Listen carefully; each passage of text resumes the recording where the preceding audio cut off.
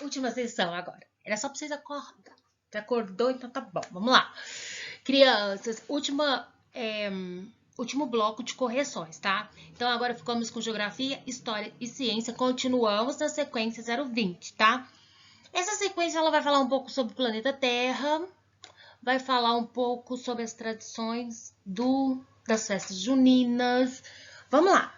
Tá bem legal esse bloco. Vamos lá, crianças. Crianças, a primeira atividade que ele traz é a seguinte, ó. Na imagem abaixo podemos ver o planeta Terra, que é habitado por nós. Nós quem? Seres humanos, né? Eu, você, mamãe, papai, toda a família, né? Conhecido também como planeta Água, por ter 70% da sua superfície coberta por água. Podemos chamá-lo também de nosso mundo. Depois que nós lemos esse pequeno texto, responda a questão. Ué, professora, mas eu tô vendo aí que você tem duas imagens do planeta. Parece que tá até meio torto. Será por que a tia Michelle trouxe esse planeta aqui meio que torto? Tá parecendo... Sabe quando a mamãe vai fazer aquelas massas de pão caseiro? Fica meio torta, não fica? Então, mais ou menos isso. Por quê? Olha aqui, a pergunta é assim, ó. Observando a imagem, escreva qual é o formato do planeta. Se me perguntasse assim, de cara, parece com o quê? Tia, parece com uma bola, né? Então, oval, círculo... Poderia ser? Poderia, mas eu trouxe para você um outro nome também que é conhecido cientificamente. Olha lá, ó. O modelo mais exato para expressar a forma da Terra é o geóide, seja um formato quase esférico, olha, quase esférico, mas com diversas deformações. Então eu posso falar que o planeta é esférico? Ele parece uma bola? Mas na verdade o nome científico é geóide. Por quê? Porque ele é esférico, mas ele tem algumas deformações. Se você prestar atenção da sua imagem à direita, você vai perceber que ele tem tipo uns achatamentos.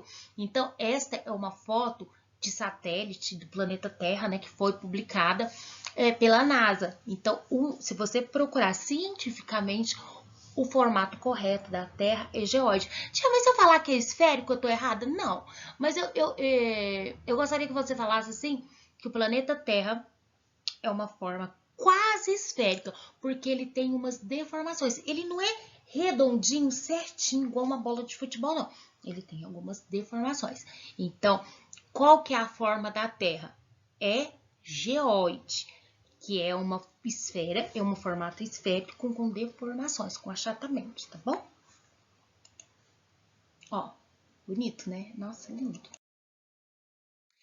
Como é conhecido o planeta Terra? E por quê? Como é que as pessoas falam do planeta Terra?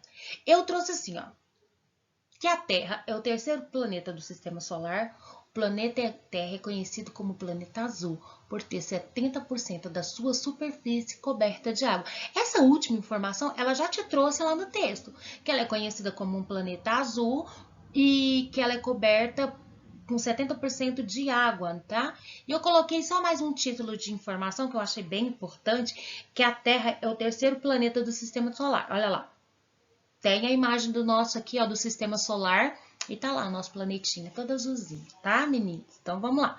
Além de nós, seres humanos, quais outros seres vivos encontramos no planeta Terra? Gente, essa é uma pergunta tão complexa, porque a gente são trilhões, né? Trilhões de outros seres vivos. Se a gente for desmiuçar, né? No caso, assim, os biólogos, né? Ia ficar doido com essa pergunta, né? Mas a tia colocou de uma forma bem resumida. Então, eu coloquei assim, ó, animais, plantas e fungos, tá? Então, resumindo, você pode colocar isso também. Animais, plantas e fungos. Você sabia que a Terra gira em torno do Sol? A Terra não fica paradinha. Ela vai girando em torno do Sol. Aliás, um giro completo em volta do Sol corresponde a um tempo de um ano. Ou seja, aproximadamente 365 dias. Então, a Terra leva para dar uma volta inteirinha no Sol 365 dias. Mas, eu gostaria de falar para você, a Terra ela tem dois movimentos importantes. Só dois? Não. A Terra tem vários movimentos. Mas hoje a gente vai falar de dois movimentos muito importantes que a Terra faz, que é o de rotação e o de translação. Então vamos lá. A Terra não fica parada no espaço. Ela realiza dois movimentos muito importantes, que é o de rotação e o de translação. Vamos? Isso mesmo. Tati, você já falou isso. Falei. Mas tá aí na atividade, a gente vai falar mais um pouquinho, aprender mais um pouquinho. Rotação dá origem ao dia e à noite. É quando a Terra gira em torno do próprio eixo. É como? Sabe quando vocês ficam brincando lá de rodar assim, ó? De rodar em volta de vocês mesmo? Lembra então? Esse é o movimento de rotação da Terra. Ela fica girando em torno dela mesma. Quando ela gira em torno do eixo dela mesma, eu falo que ela está no sistema de rotação. Ela dá origem ao dia e à noite.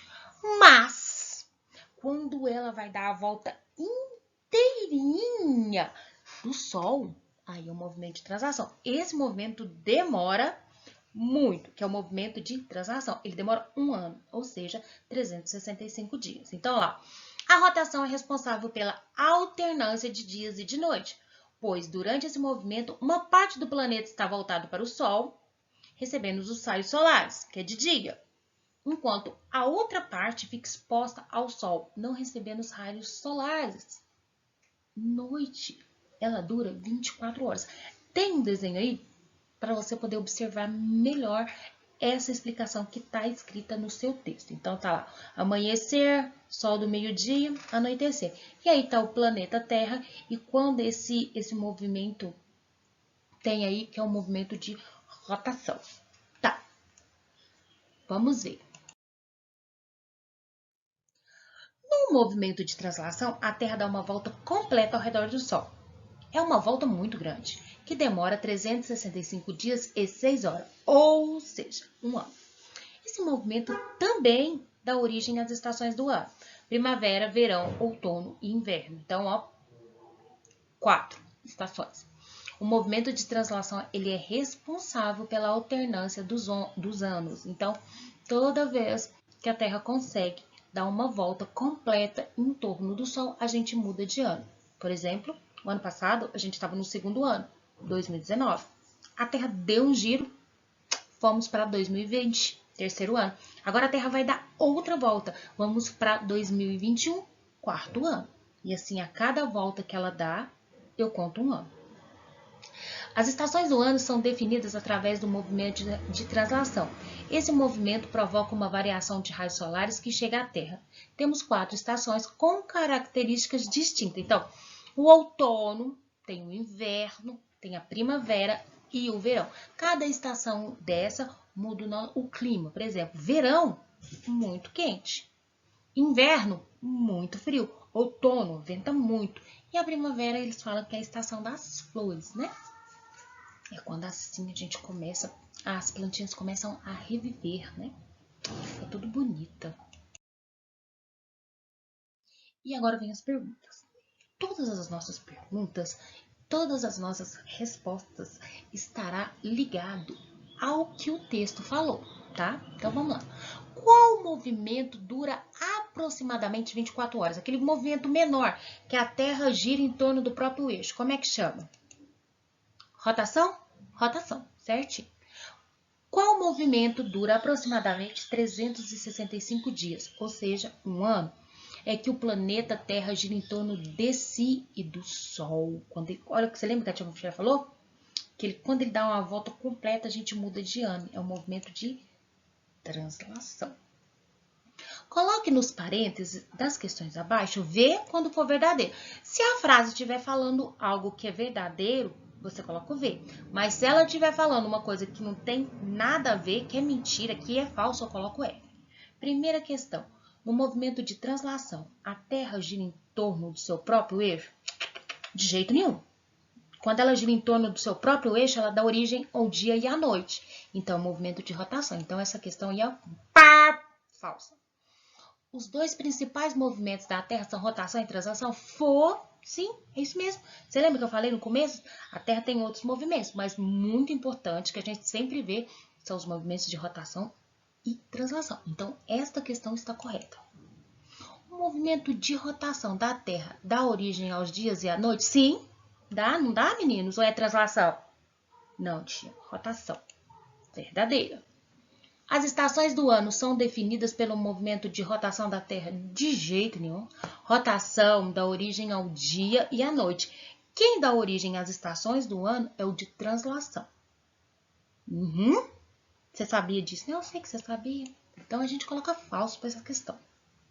A D, ela fala para você usar os seus dons. Ó, faça um desenho que represente o dia e um que represente a noite. Eu coloquei uma aqui, ó, porque vocês me conhecem, vocês sabem que eu não desenho muito bem. Então, se eu fosse fazer um desenho lá no nosso quadro, ia ficar igual isso aqui, ó.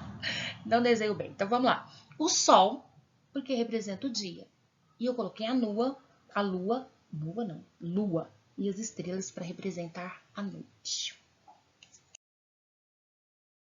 12. Leia o texto. Leia comigo, viu, crianças?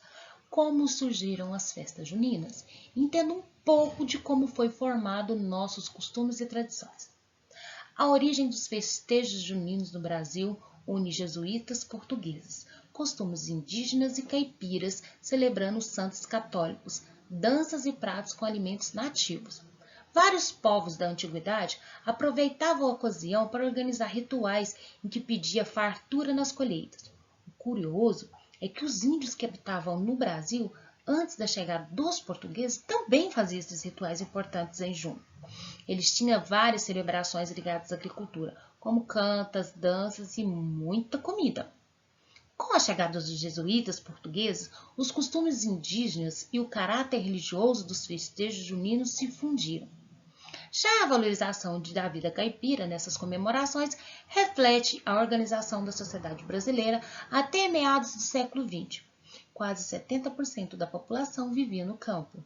Hoje, as grandes festas juninas se concentram no Nordeste.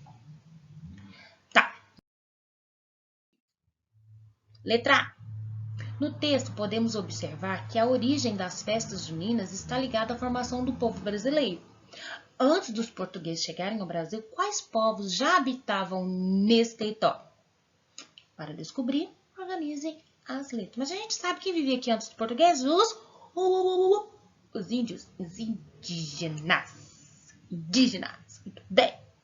12.1. Além das festas tradicionais herdadas dos portugueses indígenas, herdamos vários hábitos alimentares. Encontre no caça-palavra 4 alimentos que têm origem dos povos indígenas. Então, tem o palmito, mandioca, milho e a castanha. Certinho? Certinho. Bora lá, vamos para mais. Olha que lindo esse poema, gente. Que lindo, hein? Vamos ver por que ele tá aí. Em nossa cidade, temos algumas tradições, alguns patrimônios culturais muito importantes. Vamos ler o texto. A chegada do zebu no Brasil. Depois, vamos responder as questões de acordo com o que você entendeu. Então, vamos ler com bastante atenção para a gente entender bem esse texto e responder certinho, ó. Em 1870, chegava ao Brasil um animal que iria alterar para sempre o rumo do país, tanto em relação à sua cultura quanto à sua economia, tá? Era o zebu. Ele veio originário da Índia, quer dizer, ele veio lá da Índia aqui para o Brasil.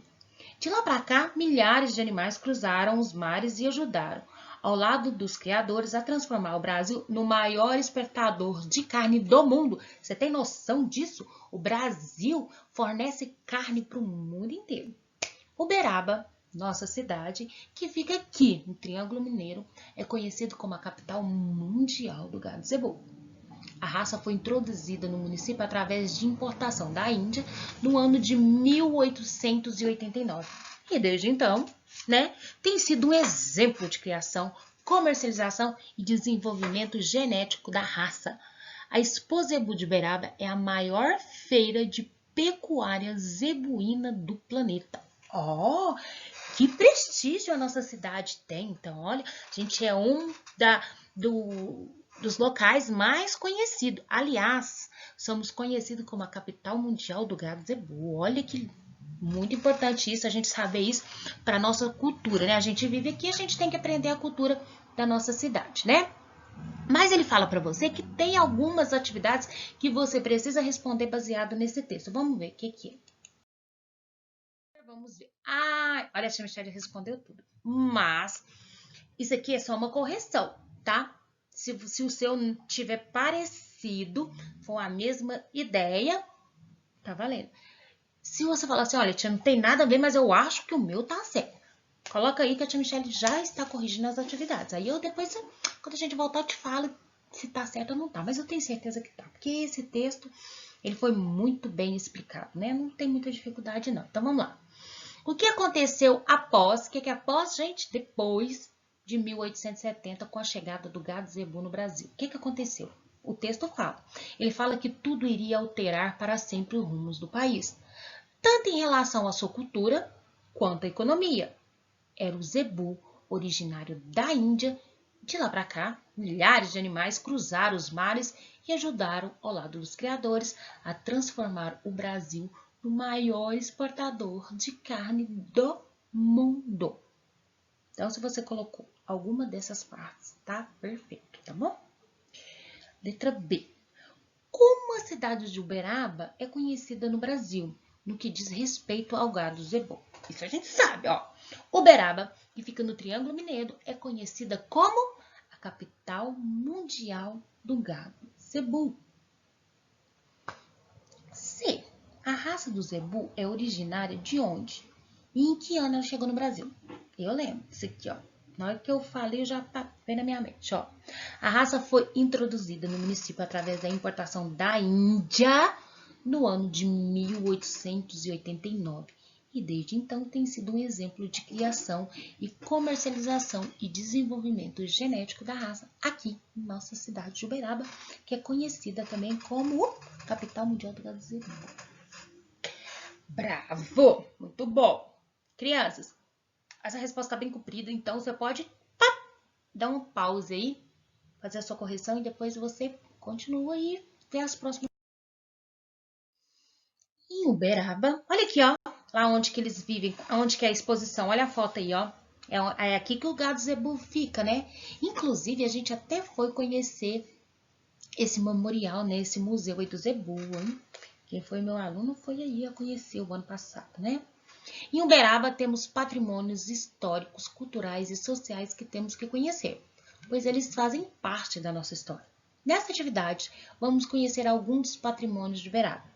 Se tiverem possibilidade de acessar o link, você sabe essa parte que está de azul escrito? Você vai pegar o seu mouse e vai clicar em cima. Quando você clicar em cima, vai aparecer para você um vídeo no YouTube, que lá é um vídeo explicativo excelente e fala de alguns patrimônios de Uberaba. É muito bom. Se você tiver chance de ver esse vídeo, veja, assista, você vai adorar. Poderão visitar vários pontos turísticos de Uberaba e conhecer parte do nosso patrimônio cultural. Mas vamos às questões, né? Leia o texto sobre o Museu do Zebu para responder as questões abaixo. Então, ele vem aqui com um pequeno texto, ó. Este é um museu e é muito importante para a história de Uberaba, do Brasil e do mundo. Fica localizado no Parque de Exposições Fernando Costa, ABCZ. E aí ele traz para você duas imagens, uma interna e outra externa, tá? Uma da parte de fora e a outra da parte de dentro. A fundação do Museu Zebu tem o nome de Edilson Lamartine Mendes e tem o papel de guardar a história, a memória e a cultura do gado zebu. Qual é o nome do Museu do Gado Zebu localizado na BCZ de Uberaba? Acabei de falar. Falei, ó. Como é que é?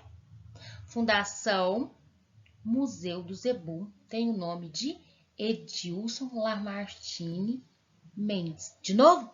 Edilson Lamartine Mendes. Esse é o nome. Ah, esse lugar aí vocês adoram. Eu sei que vocês adoram. Na hora que você viu isso aqui, eu tenho certeza que você fala, eu sei onde que é, eu sei onde que é. Então, vamos lá. Leia o texto abaixo para conhecer sobre o Museu de Peirópolis e responder à atividade. Você sabia que esse é o super gigante? Foi encontrado aqui, em Uberaba? Pois é. Por causa disso, ele recebeu o nome de Uberaba Titã Ribeiro I. Nossa cidade ficou muito feliz pela homenagem. Ele está exposto em Peirópolis, junto com os outros fósseis. O que é fósseis? Ossos.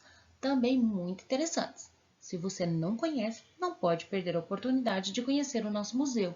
Lembrando que lá também é um patrimônio histórico da nossa cidade de Uberaba e um ponto turístico visitado por muitas pessoas. Letra A. Qual é mesmo o nome do dinossauro fóssil encontrado em nossa região de Uberaba? Qual que é o nome? Uberaba-Titã Ribeiro 1. Uberaba-Titã Ribeiro 1. Onde está localizado o Museu dos Dinossauros? Perópolis. Acabou! Meu Deus, passou muito rápido. Foi, ó. Rapidinho. Meninos, até a próxima. Ó, um grande beijo. Fiquem com Deus. Se cuidam. Faça as tarefas. Pede pra mamãe levar na escola, porque a tia Michelle tá corrigindo e também está lançando lá pra saber que você fez todas as tarefinhas, tá bom? Então tá bom. Beijo, ó. Fica com Deus e até a próxima.